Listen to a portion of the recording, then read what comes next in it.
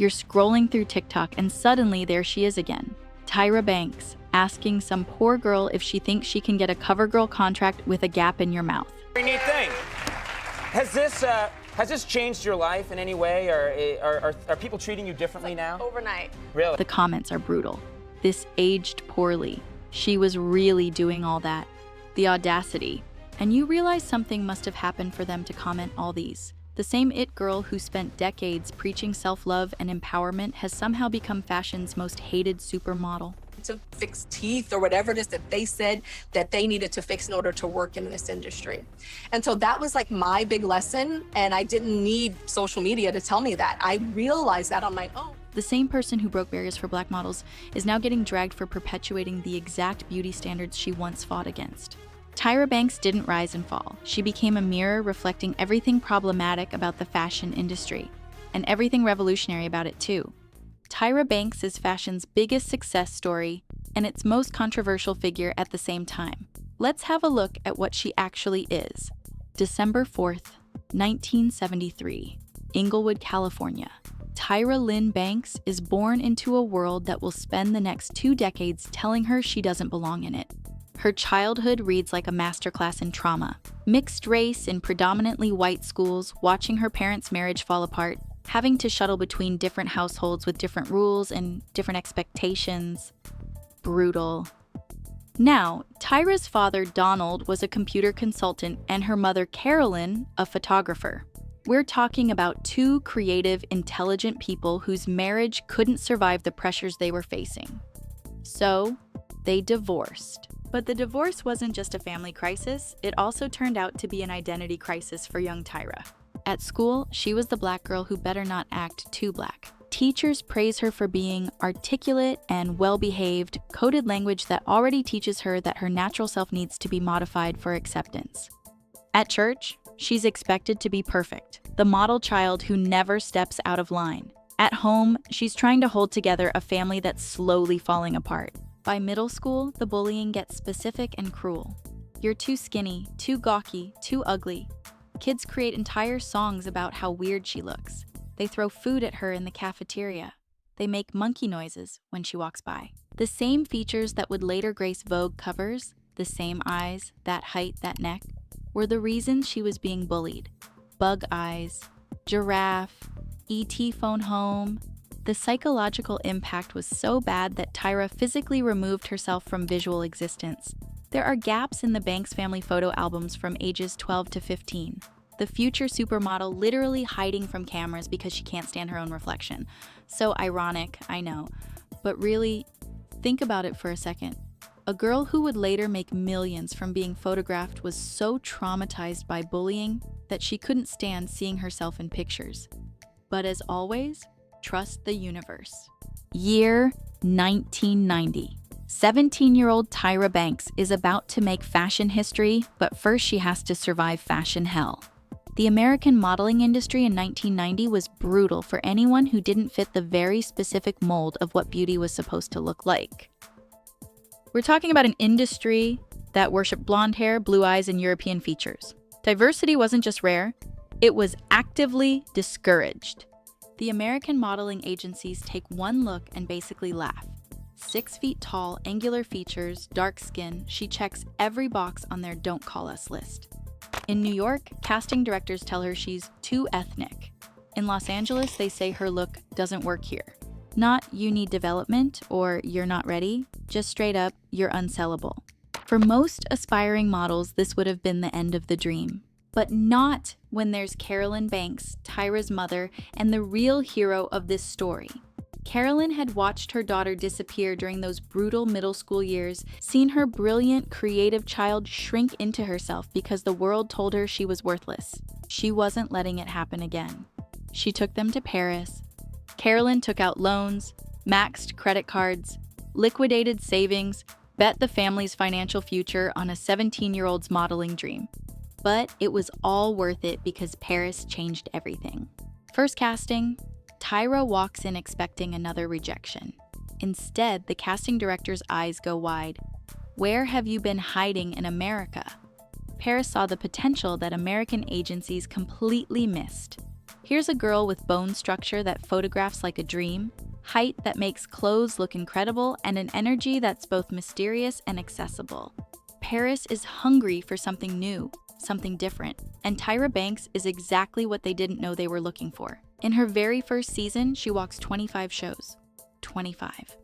To put this in perspective, most new models are thrilled to book 2 or 3 shows in their debut season. Established models might walk 10 to 15 shows if they're having a good season. 25 shows for a complete unknown was absolutely unheard of. We're talking Chanel, Yves Saint Laurent, Christian Dior, every major French fashion house that matters. Designers who've been in the industry for decades are specifically requesting this teenage girl from California who couldn't get arrested in American fashion. But success in European fashion comes with its own problems, especially when you're making history. The fashion press goes crazy. Here's this random American girl with unique features walking for the most prestigious designers in the world. Suddenly, everyone wants to know who she is, where she came from, how she got here. But there's also a lot of tension, because the industry has its hierarchies, and Tyra is threatening it.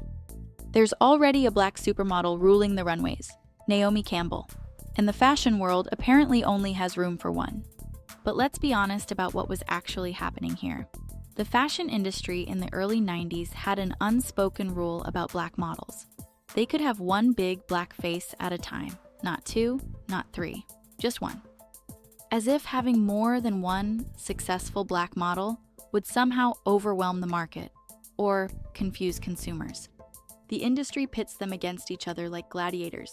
Cat fight on the catwalk. Black model war. Every show they both walk becomes a competition. Who wore it better? Who got more applause? Who's the real queen? The media coverage is telling. Instead of celebrating that there are now 2 incredibly successful black supermodels breaking barriers, magazines and fashion journals focus on conflict, drama, tension. They need there to be a competition because the alternative challenges too many assumptions. Think about the pressure Tyra must have felt. She's finally achieved the success that everyone told her was impossible. But now she's being told she's stealing that success from someone else. Someone who deserves it more. Someone who was there first. Years later, they'd make peace on Tyra's talk show. But watch that episode closely. Watch how Tyra's hands shake, how she can barely look Naomi in the eye, how even years of success couldn't fully heal those wounds. By the mid-90s, she's already redefining what success looks like for models, especially black models. Vogue, Elle, Harper's Bazaar, major advertising campaigns for luxury brands that had never used black models before. But in 1997, when she lands the ultimate prize, Victoria's Secret Angel Wings, $2 million worth of diamonds and emeralds draped on the body that was once too ethnic for American catalogs. But here's what the glossy magazine spreads don't show: the psychological toll of constantly having to prove yourself, constantly having to be grateful for opportunities that should have been available all along. Tyra crying in bathroom stalls between shows, having panic attacks before major castings, developing disordered eating patterns because even at the top of her game, someone's always suggesting she could be thinner, more perfect, more palatable. The fashion industry had accepted her, but acceptance came with conditions. She could be successful as long as she didn't get too comfortable, too demanding, too aware of her own power. She's made it to the top, but she's also learned the industry's cruelest lessons. Beauty requires suffering. Success demands sacrifice. And power means someone else gets to define the terms of your worth. And she's about to pass them on to the next generation. 2003. Tyra quits modeling at the top of her career and she pitches America's Next Top Model to everyone. Networks laugh. A modeling reality show hosted by a model who's also the executive producer? The same executives who put her on magazine covers think she can't possibly have a brain for business. But UPN sees something others don't. They give her a chance. ANTM debuts in summer 2003, and it's unlike anything television has seen. A black supermodel not just hosting, but creating and executive producing a show about making dreams come true. The premise is intoxicating. Regular girls competing for modeling contracts. Democracy comes to fashion. The American dream in stilettos. Tyra portrays herself as the fairy godmother who understands.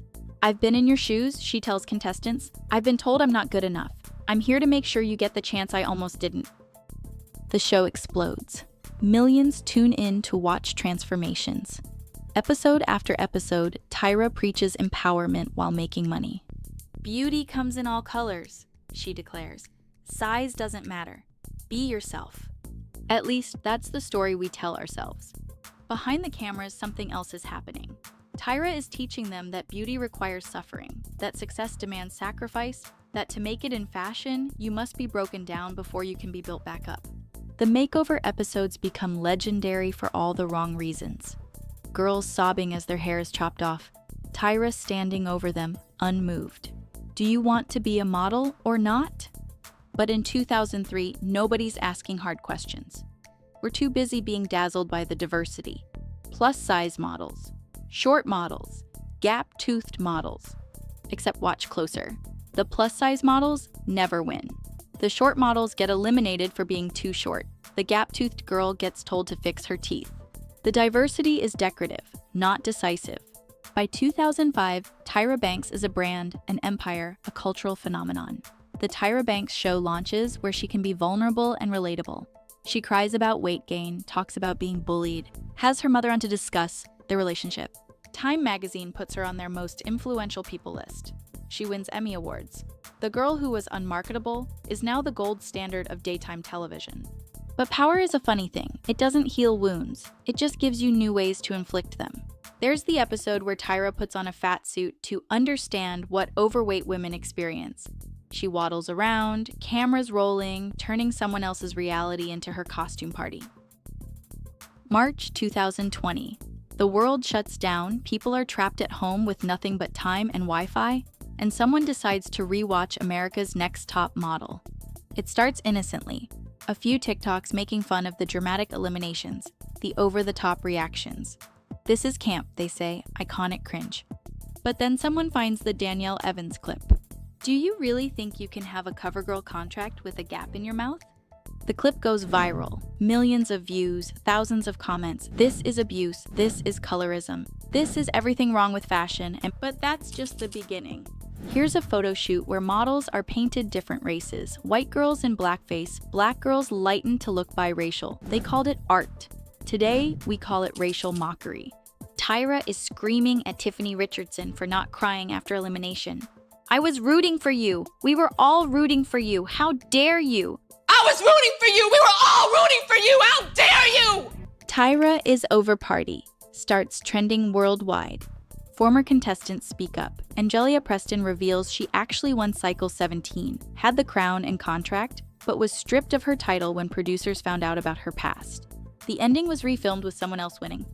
Jay Manuel, creative director for 18 Cycles, admits he was scared to speak up during uncomfortable shoots. Scared of Tyra. Social media does what it does best. Finds every problematic moment and puts them on repeat. Compilation videos rack up millions of views. Tyra Banks being awful for 10 minutes straight. The backlash is quick and brutal. Tyra responds with a tweet. I've been reflecting on my past actions. Some of those clips were really off choices. Really off choices. That's how she describes making girls wear blackface, telling them their natural features needed fixing, screaming at them for processing disappointment differently. The internet explodes. Choices becomes a meme for massive understatements. But here's what those viral clips don't show. The dozens of models who credit ANTM with launching successful careers. Eva Marcille, Yaya DaCosta, Annalie Tipton, all built careers from the platform Tyra created. The show opened doors even as it slammed others. So what do we do with Tyra Banks? Today she's 50, living between Australia and Los Angeles, running her ice cream company. Yes, she really did launch Smize Cream. And dealing with a legacy that's more complicated than any reality TV edit. Think about what she achieved. First Black woman on the covers of GQ and Sports Illustrated. Victoria's Secret Angel when that meant everything. Creator of a global television franchise. Emmy winner. Time 100 honoree. The statistics alone should secure her legacy. But Tyra Banks represents something more complex than simple success or failure. She's the victim who became the bully, the outsider who became the gatekeeper, the revolutionary who became everything she once stood against. Maybe the real tragedy isn't that Tyra became a villain, it's that she was exactly what the fashion industry trained her to be. She learned its lessons too well. She survived by adopting its cruelty, and when she finally had power, she didn't know any other way to use it. The girl who was called too dark grew up to decide who was dark enough for television.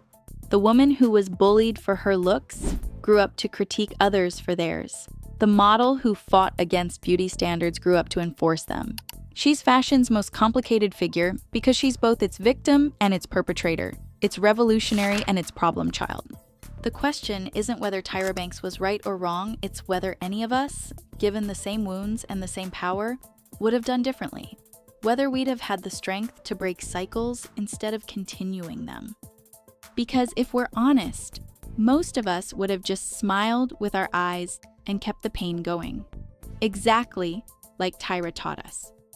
Fashion's relationship with Tyra Banks will always be love-hate because she represents both its potential and its problems.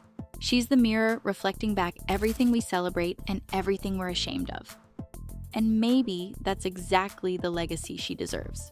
What do you think is Tyra Banks Fashion's greatest success story or its biggest cautionary tale? Drop your thoughts in the comments because this debate is far from over. And since no story about Tyra is complete without talking about her rivalry with Naomi Campbell, you'll want to see our full video on Naomi, the drama, the breakthroughs, and why she remains one of fashion's most controversial legends. Just click here to keep watching. Until next time, keep questioning the stories we tell ourselves about beauty, success, and who gets to decide what's worth celebrating.